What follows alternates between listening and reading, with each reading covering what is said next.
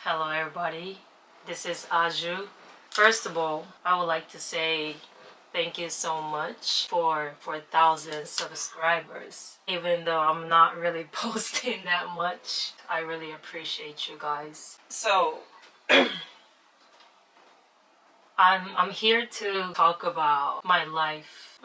Yeah, kind of like my life story in Tokyo, Japan. It's probably not gonna sound that good, if I be honest. This story that I'm going to talk about is about my story specifically. I'm not trying to involve or include other mixed kids or like Asian kids. It has nothing to do with like other people. It's just about me and my story. I'm gonna share my story not because I need help or like I want you guys to like understand me or like I want you guys to like feel me. It's because I realize this society and like sometimes I see comments, talk about me or just, comments about me in general. And then, if you grow up in certain areas, in certain places with like certain environments, obviously everybody have like a different perspectives. Like you guys have all different cultures and like all different type of people because society and how you grow up is different. So like sometimes you just look at people in a certain way based on your experience and what you know, what knowledge you have. But like you can't just look at them or judge them in the same way or like a similar way just because that person has like a similar look or a similar vibe, you know what I mean? Yes, like I was born and raised in Tokyo, Japan, but a lot of times people don't look at me as like, oh, she speaks Japanese. No, and that's fine. That's okay. That's not even my issue or anything. I just want to give you guys inspirations and just a little different perspectives that sometimes what you guess about the person, sometimes what you think about the person, judge about the person is not always right. And it's not always, what you think. So I just want to share my story in life. I don't even know where to start because I have so many things in my mind, my energy, my feelings. I went to America September 1st. I went to like several states in the US. And then I went to Paris, London, Switzerland, and I came back to Tokyo in the middle of November. So, yeah, basically, after I came back to Tokyo, Japan from this 2 month trip, I don't feel the excitement.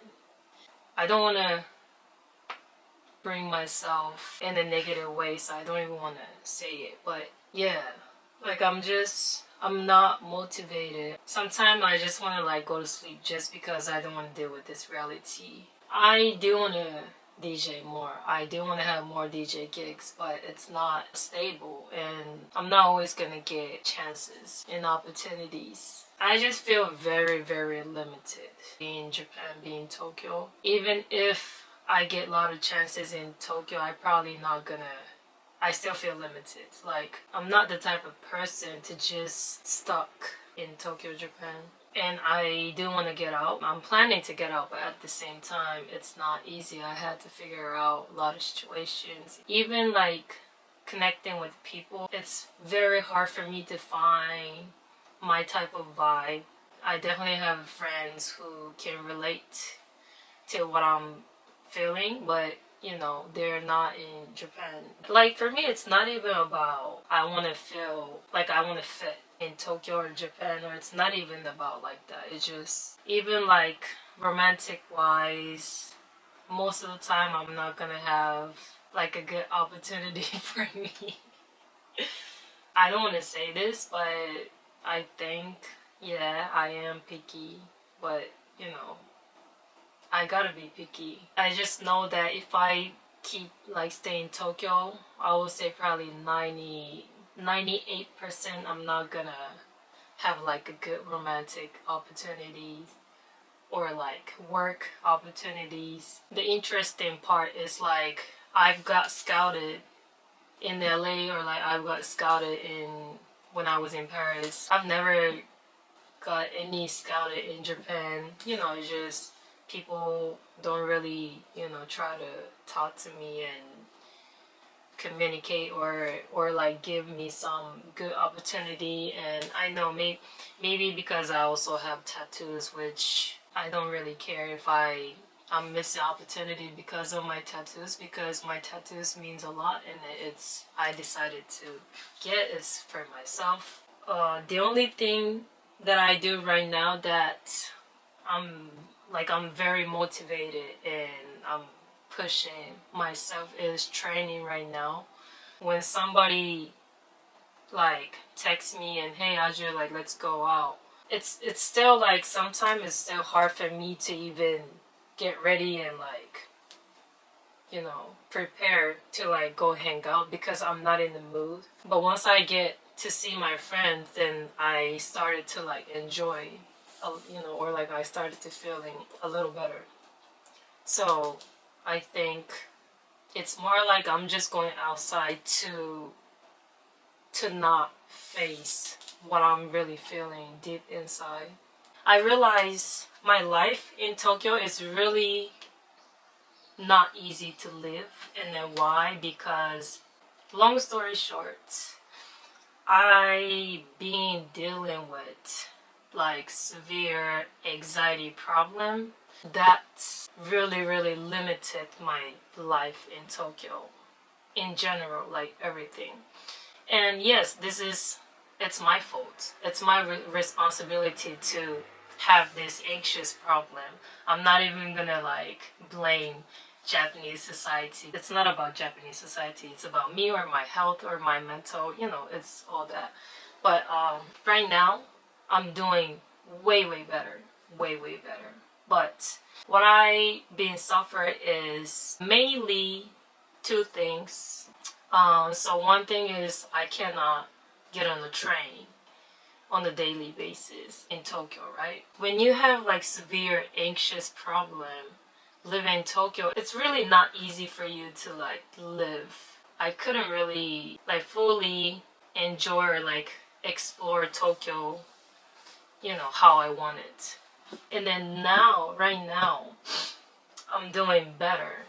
Sometimes I can get on the train, but not on a daily basis. And then, but this problem happened when I was like 16 years old. So I haven't been able to, get on the train on a daily basis since from 16 to like now 27. So around 10 years. I used to go to fashion school in Tokyo. Only those time around like 2 years, I don't know, somehow I could get on the train. But except those times, I couldn't. Right? The second thing I suffer really is I have really hard time eating food with people. Just in general. Even like my friends. I have hard time going to a restaurant and just enjoy the food.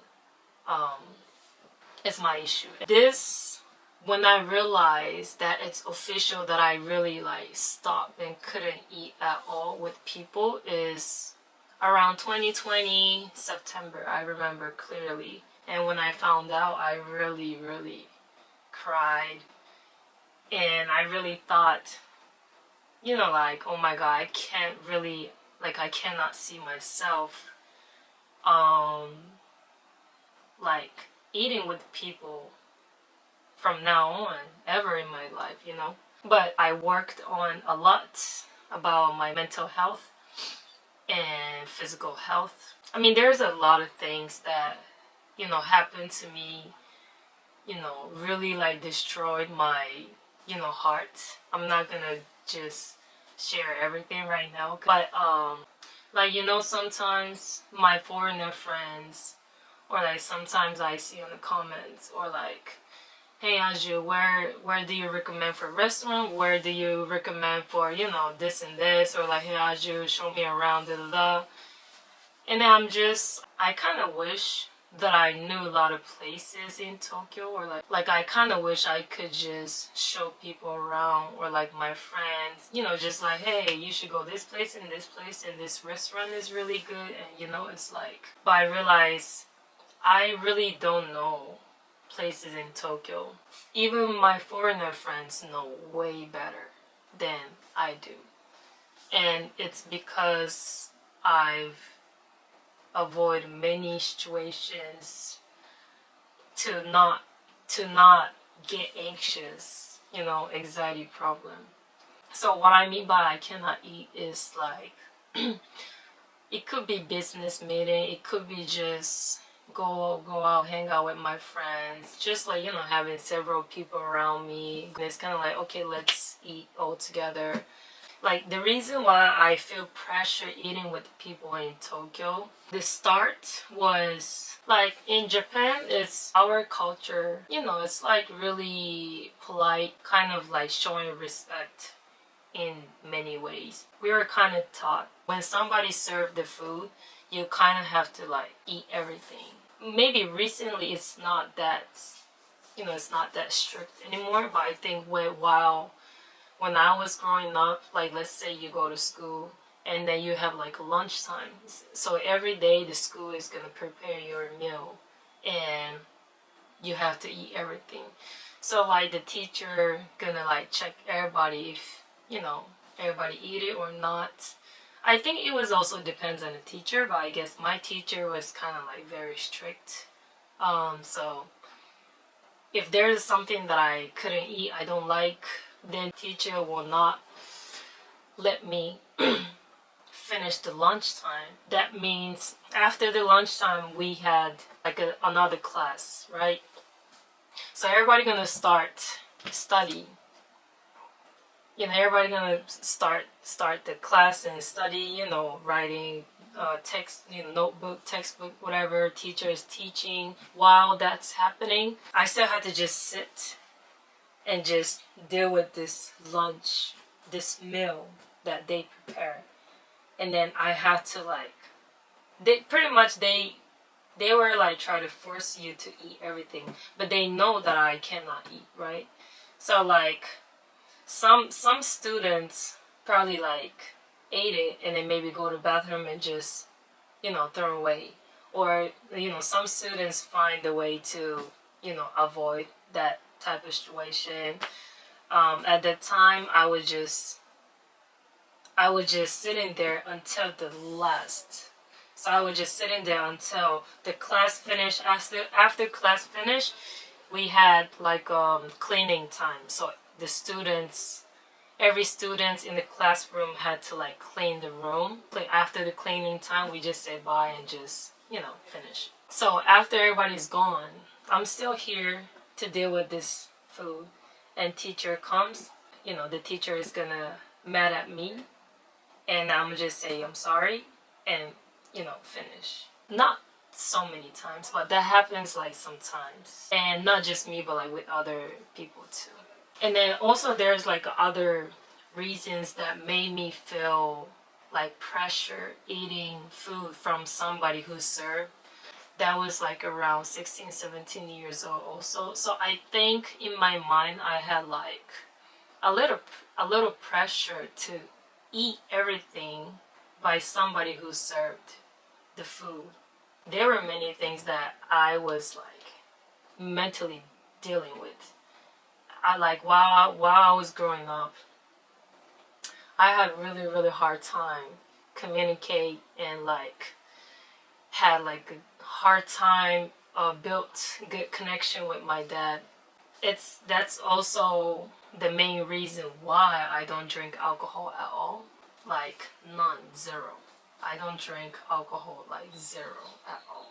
While I was growing up, I was just dealing with like a lot of stress. I was just probably try to find myself where I belong or where I can fit. I've always been feeling not very comfortable staying in Tokyo, Japan. There's one thing that really helped me is I experienced really severe depression to the point I almost killed myself. But you know, I'm here. I pretty much kind of like waste. I'm gonna just use the word waste. I know it's not. It's never waste time, but I pretty much wasted my whole 24-year-old, and then I couldn't even go out for like 10 months straight. A lot of things, like a lot of my body and my mental just like shut down from society and everything, and that also caused like really severe anxious problem too. So I had to deal with, you know, a lot of stuff. It was really, really bad, but I cured. I just fixed everything with all natural treatment, and then I started gym. I started training. I changed my diet. I changed, I took supplements.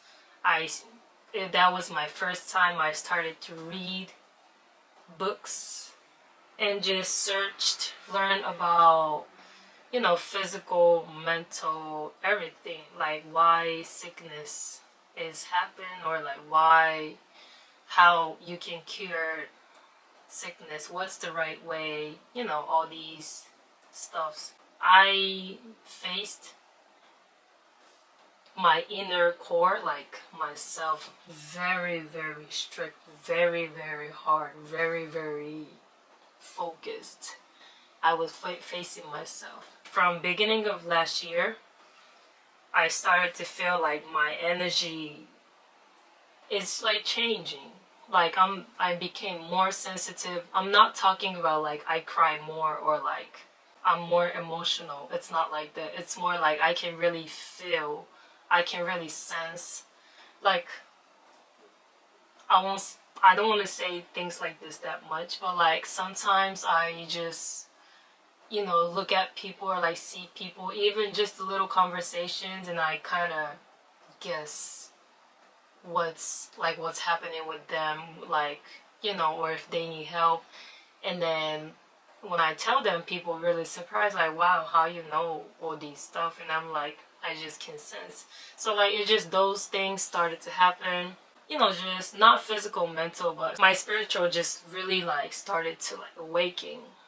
Even though that the depression time was probably one of my hardest time in my life, I am very grateful for that experience, because I could learn some of the most important thing in my life, and that's what I needed. That experience was what I needed, because my sensitivity and like my, how can I say, like my energy has changed.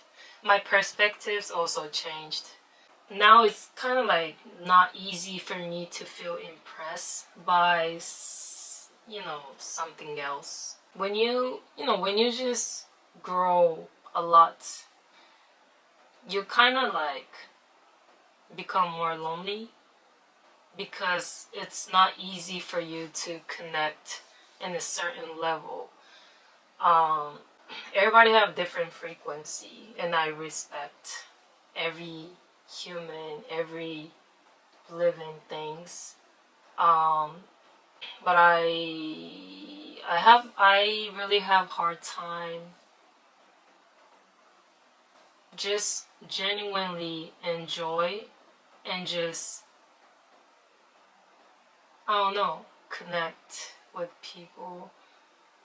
Yeah, it's not easy to express, but that's like, it's something like that. That's what I'm feeling.